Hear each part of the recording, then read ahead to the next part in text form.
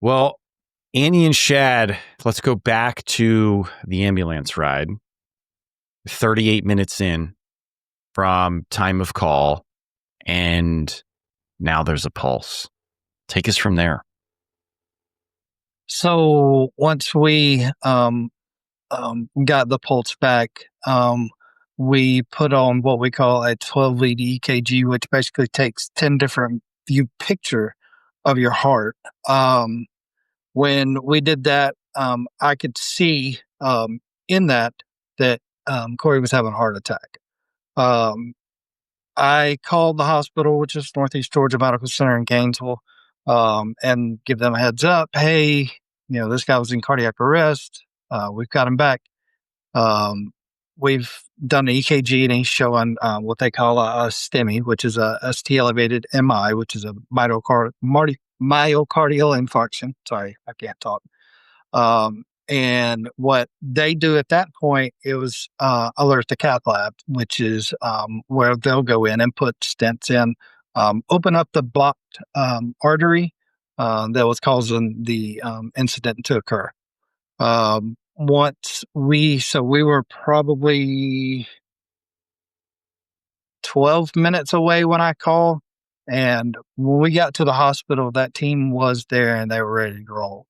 So we went with Cory upstairs to the cath lab.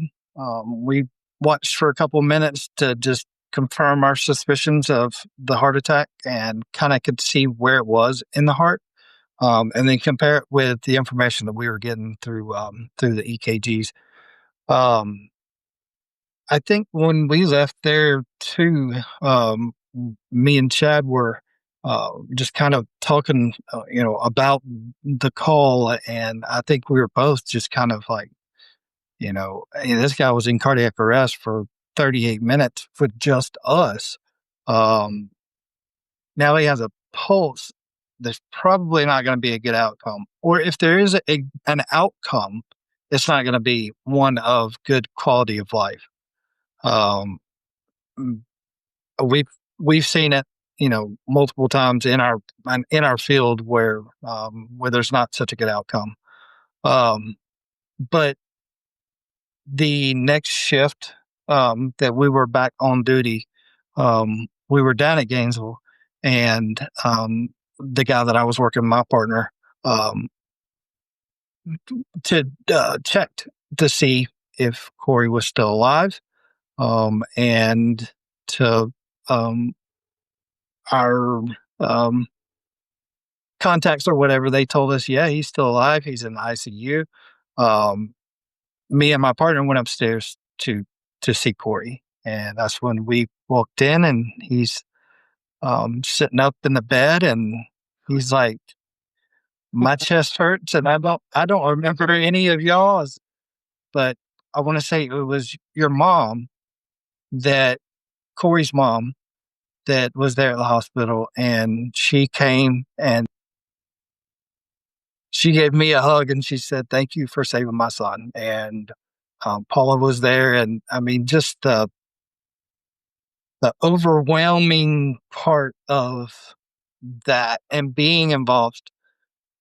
And then now you're emotionally involved in it, and you want to see the progression of how he continues to do is, it it's something that we need to in our profession. We need that closure.